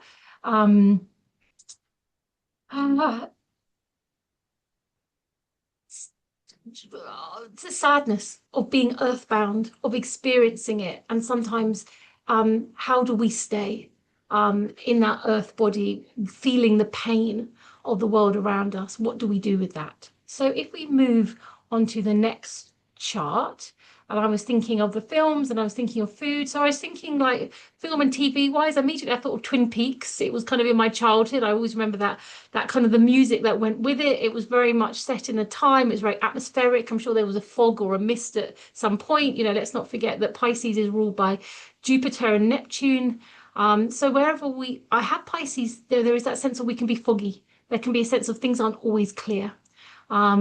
Eternal sunshine on a spotless mind. I'm going to come and talk about that a little bit more, but that desire to eradicate discomfort, that arousal to in some ways transcend or not feel, and the cost that can have. Big Fish, Ewan McGregor, The Shape of Water, obviously water. And I was thinking of vehicles.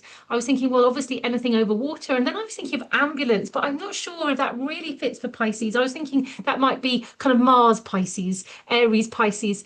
There is that sense of wanting to help and heal, but the ambulance feels quite kind of, there's got an aggressive force to it. So I just put down ambulance as that sense of care, but I think it's got a bit more sort of Mars energy about it. And then I was thinking of food. I was thinking things that help us escape, things that make us feel good. We can merge into. I was thinking seafood, chocolate, desserts, ice cream. I was thinking risotto for some reason. It felt soft. It felt kind of quite Piscean. And then I was thinking of music. And I really grew up kind of in the 80s where there were a lot of kind of love songs around. And I thought that feels to me very Pisces, music that pulls you somewhere else into memory, longing, fantasy, grief, transcendence or dream. And there's often I've just been clearing my dad's attic. He's lived in the family home for 50 years, and that's a whole interesting experience. But it's going back through old diaries, listening to old songs connected to times. There is something about the past and the present being very kind of connected. And it feels like music can really transport us. And I was thinking of love songs. I also think Lana Del Rey, We Were Born to Die. I thought she's got a very sort of kind of a tone that in some ways touches me. I imagine in a Piscean way. And I'm thinking of Joni Mitchell, who's also Piscean. There are lots of Pisces out there being seen, holding that beautiful compassion for the world. Elizabeth Taylor, Kurt Cobain, Nina Simone, Rhiannon, sorry, I spelled her name wrong, Daniel Craig, Steve Jobs. And it's just interesting how they're showing up. And Steve Jobs, one of the quotes he said was, "Don't let the noise of others' opinions drown out your own inner voice. And most important, have the courage to follow your heart and intuition." And I think that's really the key when we're thinking of Pisces, about listening to your own inner voice, listening to those fishes swimming. Which way do you want to go? Self-sabotage or enlightenment? But it's about following your intuition. I wish that the people who are out there holding that Pisces energy on some level would have had to do that. And they're out there in the world, in this harsh, earthbound world, being seen. And I think sometimes that's a high price to pay for our Pisces. It's a different vibe, isn't it, to Leo, that can shine. But when we're with Pisces, there is a sense at times when they could be missing a skin layer, that things can penetrate more strongly. And then I thought Daniel Craig coming out of the sea was a beautiful Piscean image. And he says it's not about being afraid to be public with your emotions. And there was a point when he finished doing James Bond and he was crying, saying it's been the best time. So even though playing the sort of the hard guy, the James Bond, the spy, but actually being able to encompass all the levels of the emotions. So yes, if we just move on to the next one. I was thinking of different films that would mention, that would just talk about the different journeys of Pisces. So I just Sorry, Prue, I'm just no, don't struggling worry. a bit with my mouse. It's not doing what it's supposed to do. There we go. Brilliant. Oh, right. We've got the quote from Lot of Time. Oh, I just love these words. Pisces said, I shall find a quiet pool in the forest, and I shall be alone there often. I shall gaze into deep, still water, and that stillness will be in me. I shall sleep by my pool and dream, and I shall leave your messages in oracles and poems. Or you may dream with me, for you as much myself as I am, and your dreams are also my dreams. You may join me and wait through the night till the animals come to drink. Then I will show you shape changing, and we will become the animals. My magic can heal, for it comes from the place where there is no separation. We are all one, where the water of the pool merges again and is lost to the ocean. And I think that's really, if we were just to have the nub of Pisces, the dissolution of boundaries. We are all one. Your pain is my pain. I'm walking into a room and I can absorb the atmosphere. I feel everything acutely and strongly. And how do I live in this world with this great gift of sensitivity? I think that's the Piscean question. How do I swim in the waters of life? So we look at films that depict the different journeys. We can just move on to the next slide. And it's about beaches. And I thought this was a sort of beautiful example of a Piscean theme. These two best friends, very, very different, almost like two fishes swimming in different directions. One wanted to be seen, I think it was Cece, and the other one, I can't remember her name. I did know it when I was writing it. It's disappeared. But she took the more conventional route. She was married and had a child, and then she has cancer, and then she dies. And this is one of the last scenes, and for anyone that's watched it, there is a theme that comes up, you're the wind beneath my wings. But for me, it's that sense of that deep connection between these two people, that sense of the boundaries were blurred. Yes, they had their ups and downs, they were separating, but they came back and they weren't running from the pain of loss. So when Cece says to and Andy, I can't remember, when she's dying, I know everything there is to know about you, and my memory is long, very, very long. And then the other character says, I'm counting on it. So there is something about, yes, I can feel the pain, the agony of loss, but I'm going to stay with it. That's that fish swimming towards enlightenment. I can deal with it. And even though it's incredibly painful, I'll hold it. So that's one example. And if we look at the next slide, this is, we just might need to just go back. There we go. Eternal sunshine on a spotless mind. We've got a different vibe. We've got, in some ways, we don't want to sit with the discomfort. You've annoyed me. You're going to be eradicated from your mind. And there's that scene where Joel says to her, I'm erasing you and I'm happy. You did it to me first. So there is something about, yes, it does feel a little bit revenge, but the whole premise is, we're not able to deal with the painful realities of being on Earth. To swim in the waters and survive, I'm going to eradicate what is painful, which we know was kind of deeply unhealthy, and there were all sorts of ramifications. But I think for me, they were just examples of the two different fishes, one being able to hold the pain and the other saying, I'm not going to go there. I'm just going to disconnect. I'm going to eradicate you. And I think that can be part of the human experiences. If you're, have a lot of water in your chart, that sensitivity of being hurt. I will, you've hurt me, there'll be a rejection, rather than actually I can hold it as the experience of all the different signs of the zodiac, which in many ways makes up that Pisces experience. So if we look at the next one, Kurt Cobain, swimming in the waters. who was, we can see in his chart, he had a lot of Pisces there. He had that sun at, right at the beginning of the Pisces sign. He's got Mercury in Pisces, he's got Chiron, he's got Venus, he's got Saturn. He's a beautiful example of swimming in the watery worlds. And it's interesting, isn't it? How did his fishes cope with being out there, being seen, dealing with the hurt, the pain? And there was something very spiritual. There was something that almost like was looking at life from a different perspective than other, in some ways, singers. And one of the things he said was, if you die, you're completely happy and your soul somewhere lives on. I'm not afraid of dying. Total peace after death. Becoming someone else is the best hope I've got.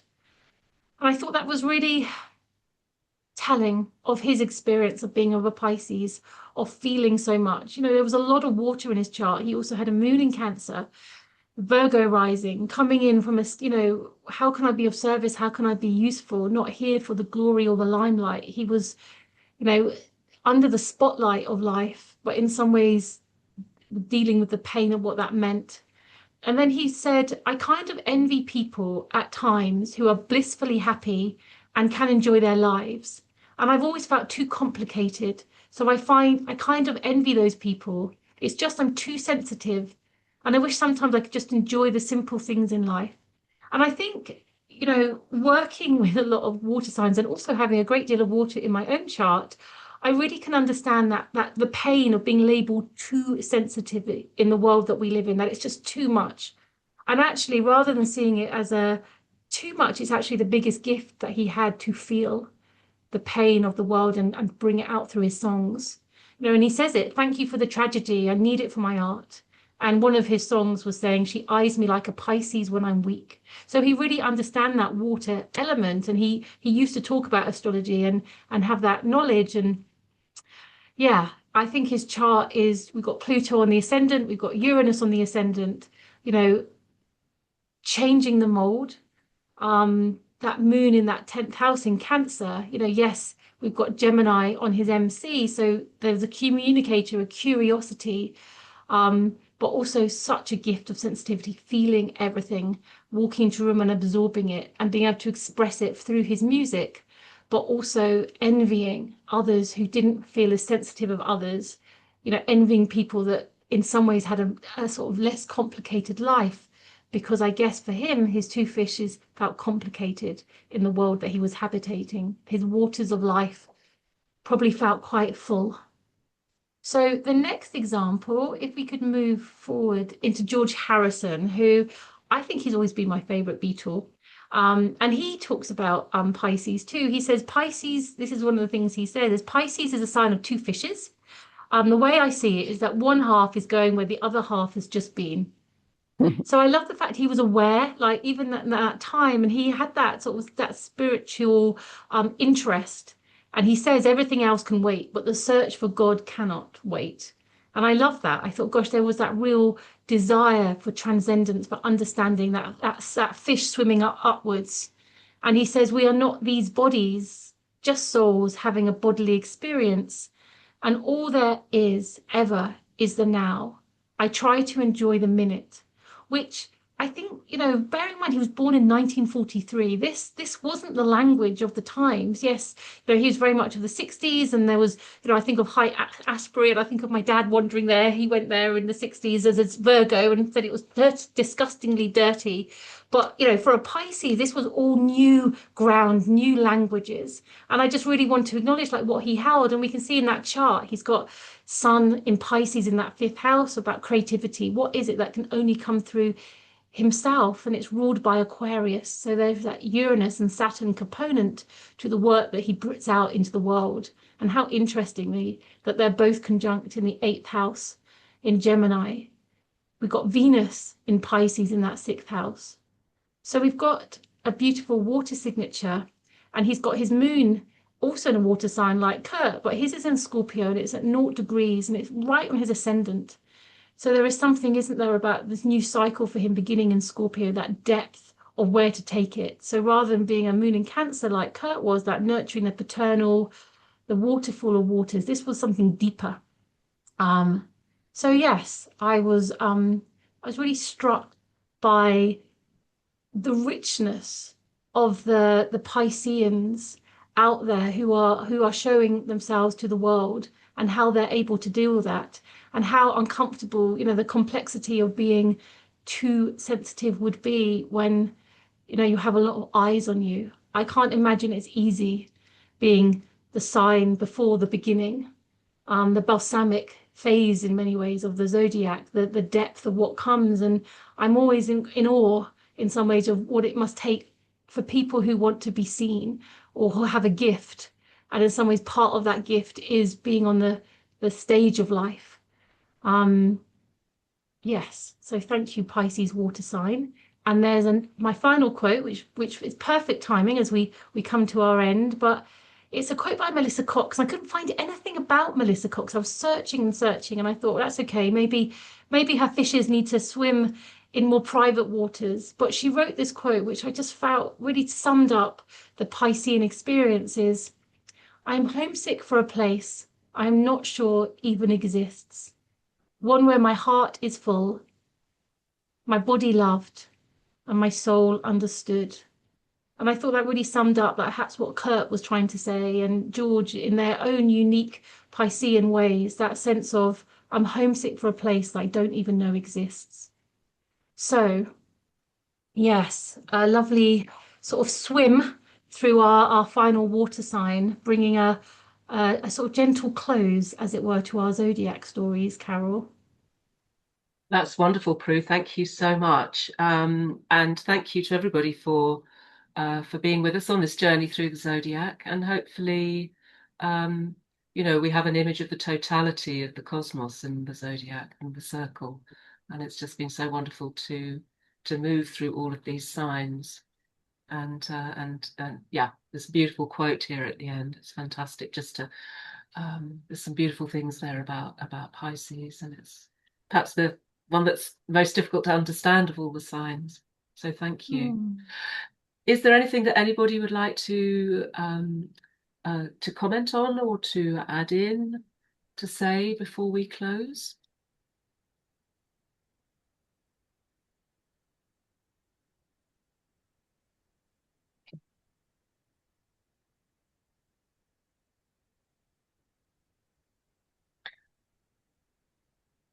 I'd like to ask something, if I may. It's Michelle.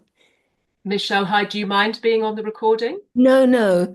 I never quite understood this thing about Pisces being about new beginnings as well as endings, because in fact here we've talked almost all the time about endings. And where is the new beginning signaled? Or how is it signaled? Can you give us any clue? Or am I just being dim? Well, do you want to start with that? How is Pisces connected to new beginnings? Prue, you're talking to me. Yes. I just Oh, wondered if you had any insight regarding Michelle's question. well, I'm not sure intrinsically it's about the new beginning. I mean, it's not about making the beginning because that's the job of Aries. But it is about laying the ground for it. It's about, the beautiful image that you were giving before, Prue, of it, you get the idea of the primal water, the uroboric state, the amniotic fluid that is the place of gestation of something that is about to be born. There's the sense of the preparation for it.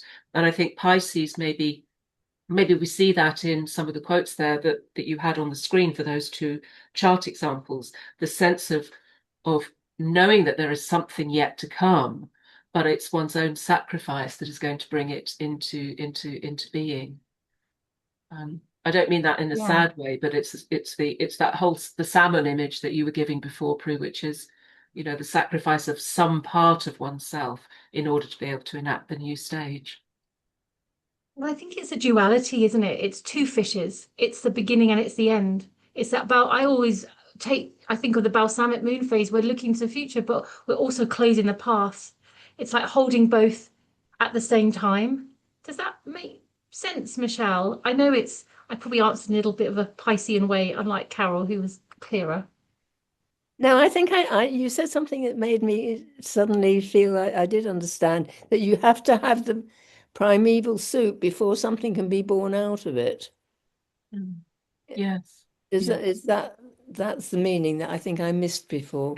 Yes. It's a place of gestation in many Yeah, ways because it yeah. understands the totality of everything. Yeah, it's when you said it's not the beginnings themselves, which I think is what I misunderstood, Mm. but it's enabling a new beginning to happen. Mm. Yes. Yeah, yeah. Okay, thank you, thank you. There's a All the question water here, signs do that. Carole. Say Sorry, which again. says, how is the truth telling of Aquarius, the Emperor has no clothes, with the truth telling of Sagittarius? That's from Carrie. Um, I think the truth telling of Sagittarius is perhaps about the idea of serving a higher philosophical principle. It's reaching towards a kind of cosmological truth or a sense of how the world sits in its in the totality of the universe. It's a Sagittarius is a philosophical sign. It's connected to the notion of religion and the quest, a kind of spiritual quest. I think Aquarius is more maybe about uh, the ability to bring a rational eye to bear, and a kind of intellectually critical capacity so that you see clearly because it's not a sentimental sign. It's not trying to kid anybody, it's trying to see the truthfulness of things. So Sagittarius is maybe the philosophical truth, and Aquarius is the rational truth, if that makes sense as a distinction.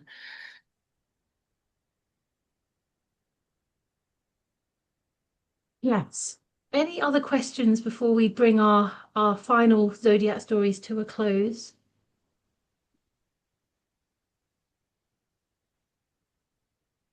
I just thought, gosh, you just said it so beautifully about Sagittarius and Aquarius, and I think, and sometimes Pisces can struggle with the truth or with expressing that. So yes, so I just want to say before I pass over to Carole to complete, thank you so much for being here. I've loved spending this Saturday just diving in. And I think for me, my way into astrology was very much by feeling it. My background was very much like massage. So I was always looking at clients' astrology charts and how it worked in their body. And I just think that's one way in for us. It's like every month we get to focus on one sign. We're right now in Taurus season, so it's all very much about the touch and the feel before we move into the air sign later in the months. And I just think that's just one way that we can create our own stories, notice what goes on, notice who crosses our path. But I always think that this zodiac family is very alive, and wanting to gain our attention. And I always look at the coincidences that happen, or would we say they're not even coincidences, when I'm focusing on one specific sign, what happens in my life. So I'd really invite you just to notice what sign, what member of that family is knocking on your door. Thank you, Prue, and yes, of course, just keep learning, keep being open, there's never the last word on any of this. So there's always more to imagine and dream and learn and discover. So um, thank you for participating, everybody. Bye.